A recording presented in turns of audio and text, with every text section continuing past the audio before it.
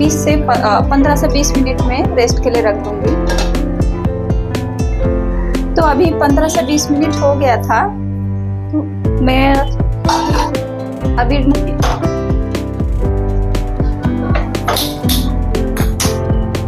और साथ ही में कुछ खड़ा मसाला भी ऐड करूंगी। 2 तेजपत्ता, 1 इलायची, 4-5 गोल मिर्च, 1 बड़ी इलायची, 2 टुकड़ा दालचीनी, ये भी साथ में डाल दूंगी मैं।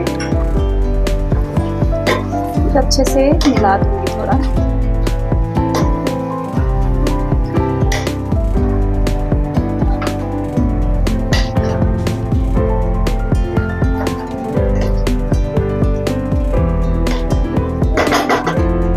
अभी मटन को मैं 5 मिनट के लिए ढक दूंगी।